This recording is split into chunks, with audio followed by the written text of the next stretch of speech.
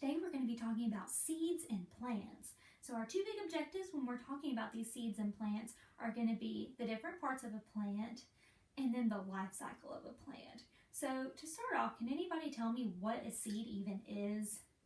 Chloe? Yeah, so a seed grows a plant, or a plant grows out of a seed. And so the seed is almost like a little baby plant. And then when you give it the soil, which has the minerals it needs to grow, and some water, it sprouts and grows into a plant. What about plants? Do plants do anything else? Ace?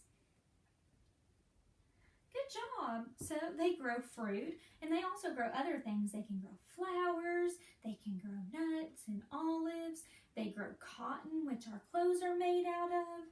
So those are the two things that we're going to learn about today. We'll learn how the plant goes from a seed to a plant, and then we're going to talk about the different parts of the plant. So to learn about those, we're going to read this book, Oh Say Can You Seed by Bonnie Worth. And it's going to talk about these things. But before we read, let's talk about our vocabulary words. So we've got the different parts of a plant, and then some other important things that we'll learn about in the book too. So the root. Does anybody know what the root of a plant does? Jackson? Yeah, it absorbs water. That's absolutely right. So the roots that are down here, they absorb the water and the minerals from the soil, and they also hold the plant in place. So the plant's not just blowing around in the wind. And so what's next? We've got the stem. Can anybody tell me what the stem is? Alice? Yeah, it's sort of like the base of the plant. That's right. And so when the water and the minerals are absorbed from the roots, they go into the stem, and the stem transport those water and minerals up to the leaves, into the flower. So what about the leaves? What do the leaves do? Anybody know what the leaves of a plant do? No? So the leaves absorb the sunlight for the plants, and that's also where photosynthesis is done. Everybody say that with me. Photosynthesis. One more time. Photosynthesis. And so that is how a plant makes its own food. And so it uses that water and the minerals that it gets from the soil that are absorbed through the roots and go up the stem. And then it uses that sunlight. And then it uses one other thing to do that, to make its food. It uses carbon dioxide. So when we breathe in oxygen. But when we breathe out carbon dioxide. And so the plants use that carbon dioxide that we breathe out and the animals breathe out and make their food with it. So then when it uses those things to make the food, it releases oxygen, which is what we breathe in. And so really, we couldn't survive without plants because we wouldn't have the oxygen we need to breathe. And plants couldn't survive without us or animals because they need the carbon dioxide that we breathe out. So after the leaves, we've got the bud. And so we've got a little bud right here. And the bud is sort of like the beginning of a flower. It's sort of like the little baby flower, or what's going to turn into the fruit, or whatever that plant is growing. And then we've got the flower or fruit up here, which is what the plant is growing. And then inside the flower or fruit is where the plant makes its seeds and stores its seeds. And so once it grows and has the seeds will eventually fall off and go into the ground and make another plant. So as we read, be sure to listen for these words. And I think all of them except for bud is used in the book. So listen for the words as I read, and then we'll talk about what we are going to do next. All right. So I'll see here while I read to you. All right. So, Oh Say Can You Seed? All about flowering plants. All right. I'm the cat in the hat, and I think that you need to come take a look at this thing called a seed. From the giant gum tree to this very small weed, every flowering plant started out as a seed. So every plant that grows something starts as a seed. Plants plants are so useful to you and to me, can you think of the ways? I'll name you a few. The paper for books and the cloth from your pants came from trees and from cotton. There's two kinds of plants. The grains and the fruits and the veggies you eat, they come from plants too. And here's something that's neat. In deserts and woods and rainforests thick, grow plants that can make you feel better when you're sick. So some plants are even used for medicine. See, they're sick. Yes, plants serve us well and fill many needs, and flowering plants all started as seeds. Just what is a seed, you are wondering maybe? Well, you might say a seed is a tiny plant baby. The best way for you to see just what I mean is to take a close look at this seed called a bean. Did you know that a bean is a seed? So if you eat baked beans with your barbecue, or if you eat black beans on your tacos, you're eating seeds. Like all seeds, a bean comes in 3 basic parts. Thing 1 and thing 2, please bring me the charts. Part 1 is the first that I think you should know. It's the part that's the baby. It's the embryo. So say that word with me. Embryo. So that's what is eventually going to become the main part of the plant, the stalk and the leaves and the flower. To sprout, it needs food like you and I do, which brings us to the seed part, number 2. It's called cotyledon. Say that one with me, cotyledon. Say, isn't that fun? This bean seed has 2, but some only have 1. So that's this inside part of the plant, or of the seed, and that's where the embryo gets its food. Last comes the third part that you need to know. It's like the coat which protects our bean embryo. To sprout a bean seed, keep it moist but not wet. Keep it covered with dirt, and soon you will get. In 7 or so days comes the part that I love. A root spreads below, and the stem shoots above. So you've got the seed where it's planted, and then you see the little tiny sprout there, and then that sprout turns into roots, and then the embryo, which grows into the stem. Now, in order to show a grown bean plant to you, we'll travel in time for some months, maybe 2. The thing 2 calls the part above the ground the shoot system. Thing 1 calls the thing underground the root system. So the leaves and the stem and the flower and the buds, those are all part of the shoot system, which is what shoots up above the ground. And then the bottom part is the root system. And so you've got the main root here, and then all the little tiny root hairs down there, which are like little small roots that grow off of the big one. To get a good look at the roots underground, it's better to make like a mole, I have found, because moles dig tunnel under the ground. So if you want to look at roots, that's a good way to do it. Roots are not pretty, they're twisty and hairy. Some roots even look a little bit scary. Roots anchor plants and help them stand true. Roots suck up the water and the minerals too. Roots keep the soil from just washing away. It's pretty important, now wouldn't you say? So it said that the roots hold the plant in place and it absorbs the water and the minerals, just like my roots up here. We've talked about the roots and we've learned about them. Now it's time we moved on to the stem. The stem is a pipe through which water shoots. It's absorbed from the soil and passed up through the roots.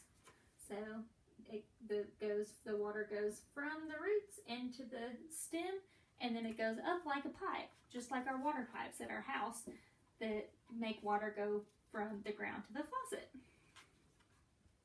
It shoots through the plant, and next, as you'll see, the leaves each turn into a food factory. Just like the rhino's coat protects it with horns, the stem of a rose protects it with thorns. So some stems are pokey.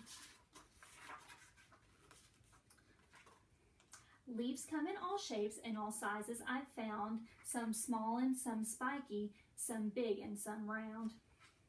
But the thing that all leaves have in common is this: they each make their own food called photosynthesis. Say that word with me again. Photosynthesis. I'll say this quite loudly. I don't mean to be rude, but plants are the only living thing on earth that make their own food.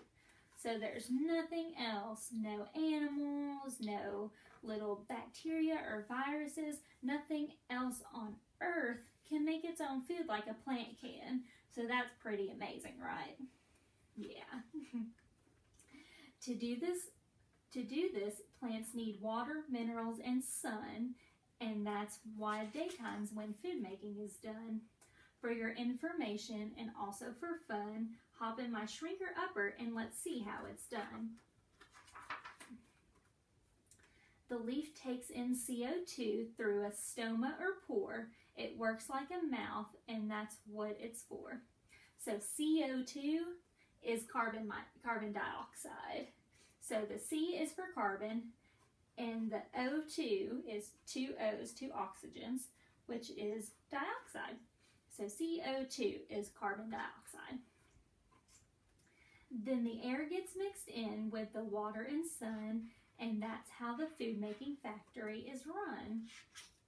I see by my clock that it is now the hour to drop in and say hello to a flower. Plants breathe out gas that we breathe in. The name of that gas is oxygen. So the carbon dioxide goes in through these little tiny pores, and then they let off the oxygen that we breathe. Thing 2 has a chart. He will share it with you. This shows the parts of what flowers do. In the pistil and ovules, they're unfertilized seeds. The stamen holds pollen, which the ovules need. An unfertilized ovule will not ever grow, and pollen's the stuff that'll fix that, you know. A flower's own pollen or another is okay. That's where the bees come into, by the way. To make honey, bees need to get nectar from flowers. They fly around and gather the sweet stuff for hours. The pollen sticks onto their bodies and to their legs. It falls off, and sometimes it reaches the egg. So when the bee lands on one flower, the pollen sticks to its legs and its body, and then when it goes to the next flower, some of that pollen falls off, and it reaches the eggs, or the seeds, to fertilize them so that they'll grow. An ovule that's fertilized becomes a seed. Around it grows fruit upon which we feed. When we say the word fruit, do you know what that means? It means olives, nuts, plantains, grains, tangerines, and apples and oranges and pineapples too, and all kinds of plant foods that are healthy for you. Some fruits are juicy and messy to munch on. Dry ones like nuts are nice just to crunch on. Not all plants with seeds give us edible fruit. Some plants have seeds that look weird or look cute. Burr seeds are hitchhikers and stick on your clothes, and dandelion seeds sometimes fly up your nose. Have you ever found a dandelion and picked it up and blown the seeds everywhere? Some seeds come in pods that explode like a sneeze. Other seeds may have wings and can fly on a breeze. But whether they stick or they blow or they fly, seeds bring us life, and now you know why. I see the sun setting, and here comes the moon. Your mother is calling. Your dinner is soon. I hope you have learned from my little seed talk, and now I will climb up this giant beanstalk. So look how big that giant beanstalk is. That's the big old stem with all the leaves on it. All right. Move this out of the way. All right, so now we are going to talk about the life cycle of our plants. Let me get my computer up here.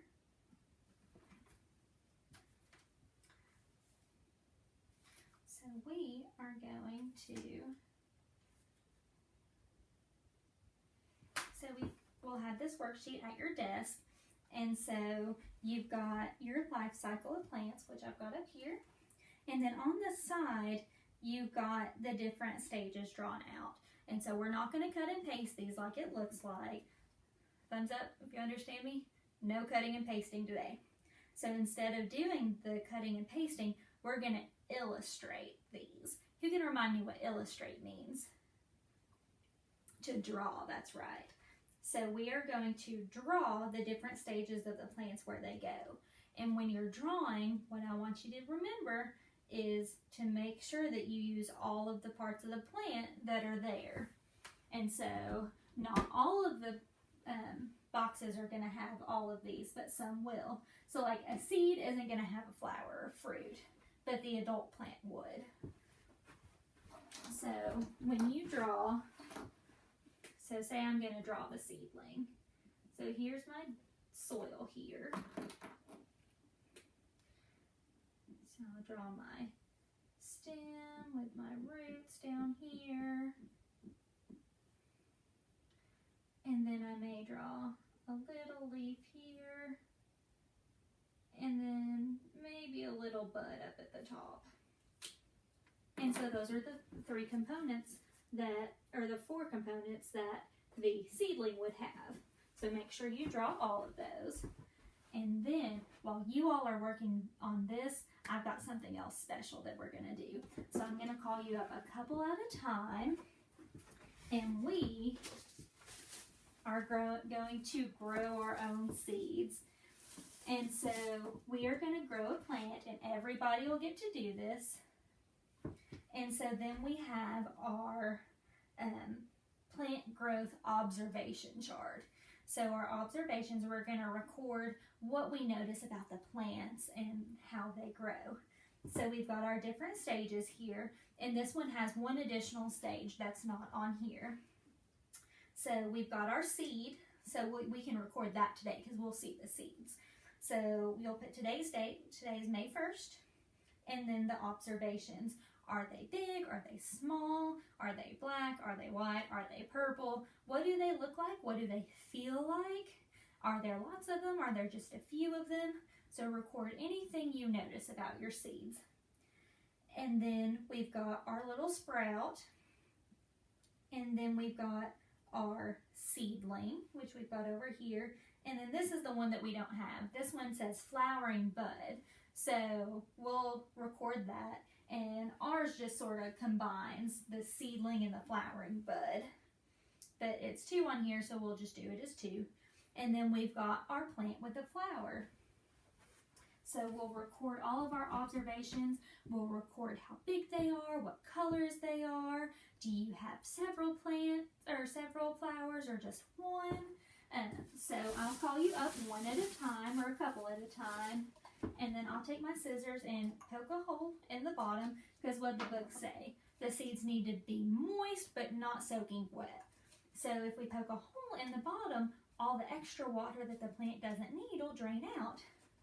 So we'll come up, we'll get your soil here, and so we'll fill it up about halfway with soil, and then I'll give you the seeds. And so I'll give you a couple, and I'm just going to put the seeds in your hand. And you'll carry the seeds back to your desk and record your observations. So record what they look like, what they feel like. And then after you're done, just drop the seeds in and sort of spread the soil around them. And then once everybody's done and we go to wash our hands, we'll put a little bit of water in them. And so we will record our seeds every day or every couple days for about a month until our flowers grow. And then after we're done with that, you'll get to take them home. All right, so you all start on your plant life cycle, and I'll call you up a couple at a time to start planting your seeds.